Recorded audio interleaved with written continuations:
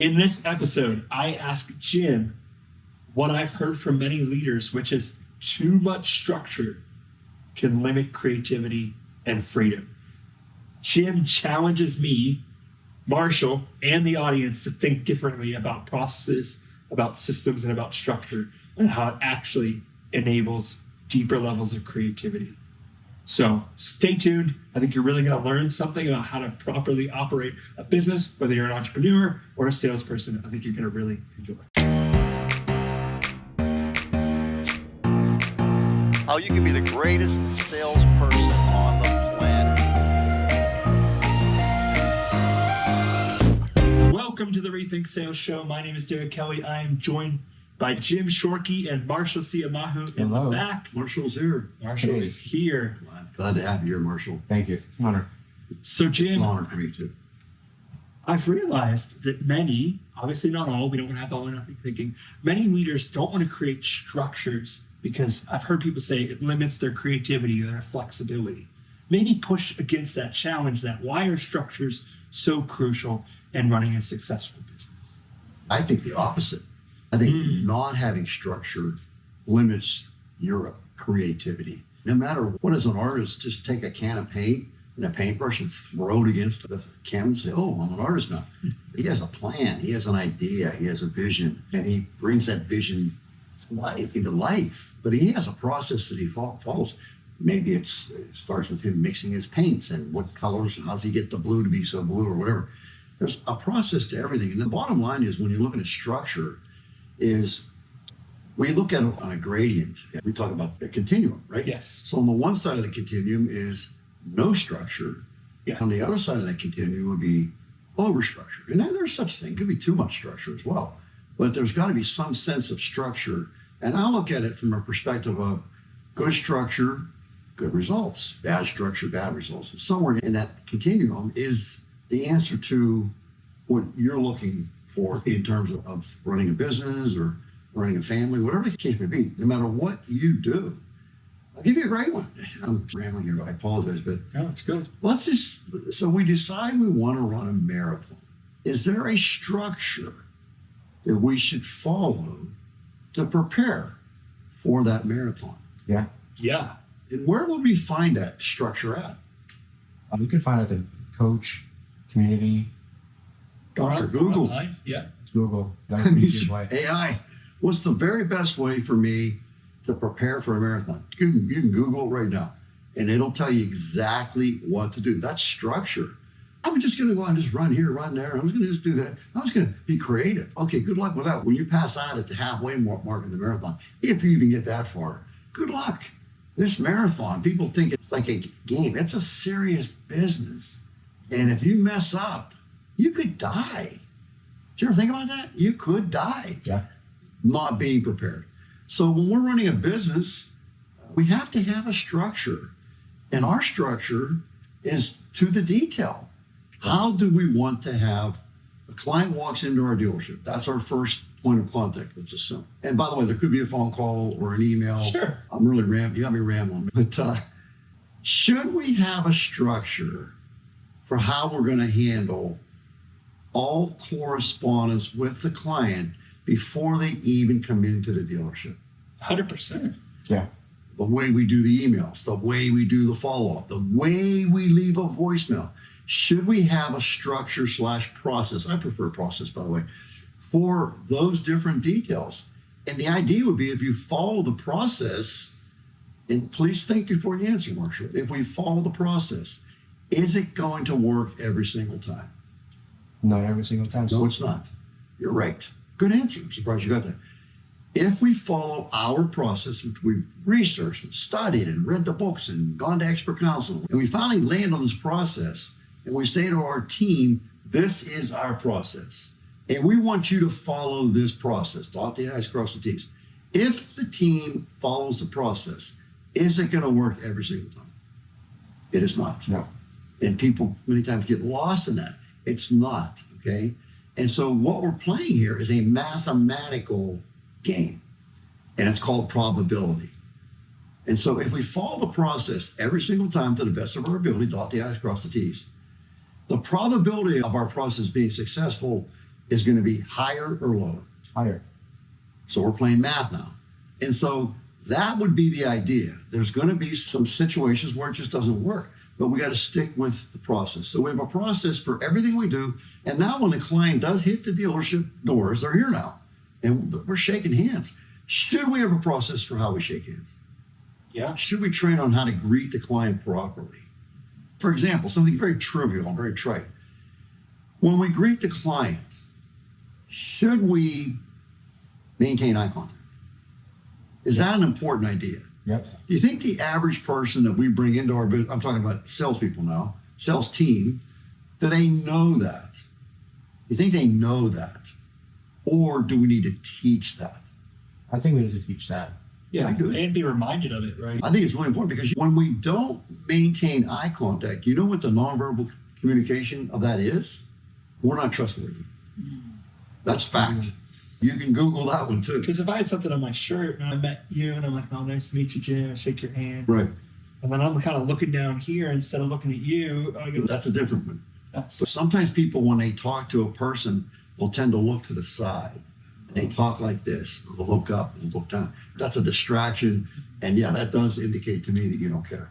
You're more worried about this than you are about me, human being. But I think eye contact, for the most part, in my estimation, is an indication of whether you're trustworthy or not. And that's a really important idea. But that's just one part of it.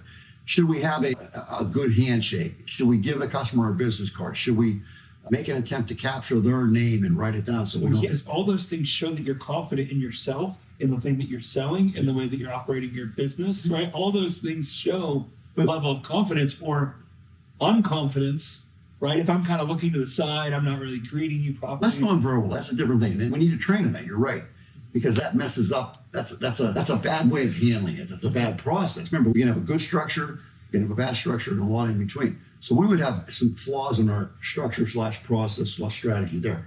But that said, this gets deep. So if we do have a defined process from beginning to A to Z, the emails, the phone calls, the way we follow up, the way we greet the customer when they do get here, the things we ask, the things we do. If we have a defined process, now, do we have to have a defined structure, a defined process for teaching our process / structure? Yeah. Yes. We have to teach it. Because I'm not going to just, we took years to figure it out in books and in my tapes and all the stuff we listened to in groups that we attended that talked about how they did it. That's a good idea. Let me try that. And so we just went years to figuring it out. And sometimes, quite frankly, just messing up and having to go back and say, this ain't working, guys. This is not working. We got to make a change if this is not working. Yeah. So maybe we go to expert counsel. We go talk to Marshall. We'll say, Marshall, here's what we're doing. Marshall says, no, you got it wrong. That's not what I said. Oh, God, no. What should we? You should be doing A. Oh, crap, we've been doing B. Let's start doing A. So over the process of time, the process will evolve based on the results. Results from thinking. Rethink you. Results are the name of the game. Okay? You're asking me if structure limits creativity. Yep. I say structure creates creativity. Because at the end of the day, if I have a defined structure and I train, and now Marshall knows the defined structure, okay, you're ready to go. He goes out there and he starts talking to customers and he's doing the process, right? So tell me, Marshall, who's the creator? The creator of what? The structure? Like Who's the creator of what's going on with this client right now? the salesman, myself. Gotcha. I'm not stifling his creativity. I'm creating his creativity. And then he's creating it. Yeah. He's the one executing the plan. So the structure basically is triggering his creativity. I think it enables the creativity. It gives him a box to operate in. He knows, okay, these are my parameters that I Yeah. can But maneuver. on top of it, how can you be creative when you have so much anxiety and nervousness and stomach ache over what do I do next? Yeah. Once you know what to do next, now you are the creator. Who's creating the process? In other words, we taught it to you, but we can't actually, I say it all the time, don't I? You Yeah. can't pay somebody else to do your push-ups. Right. You got to do your push-ups. So that's not creative, it isn't. Get into the plank push-up position, start banging out some push-ups, And you tell me who's creating those push-ups, because I'll tell you what, my arms sure as heck do hurt when I do them. I don't know, it ain't him. Yeah, but you wrote a book about it. Okay. I still had to execute the book. I saw a thing today, a guy was talking to him, and he was spot on. He was talking about this kind of a thing. So we want you to do this, and now we want you to do this. You got to go do it. He says, stop the talking. You got to go do it. You see the difference? So I think the structure enables, I like that word, enables the creativity. Because ultimately, if Marshall isn't creating the execution of the process, this is right out of Rethink You 2.0. If Marshall isn't executing the process, Marshall's with a customer, eyeball to eyeball, and Marshall's doing what we trained him to do. Okay, then you answer this question, please. If you're not a creator right now, who is? I know this answer. I'm upstairs in the office. I'm making phone calls. The customer. Derek's sitting at the desk doing his thing. You're creating it. You're the one doing it. You know what I'm saying? It's you that's doing it. So I don't understand the logic of limits creativity. No, it enables it.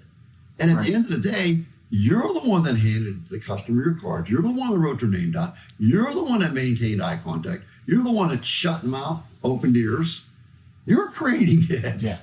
You're creating the process. Yeah, we taught it to you. This is old school stuff when you think about it. Yeah. There's always been processes. And then the question is it a good process? Is it a bad process? If it is in fact a bad process, it's going to end with bad results.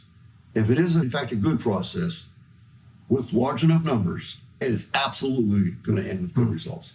The caveat I threw in there was you're not going to win every time.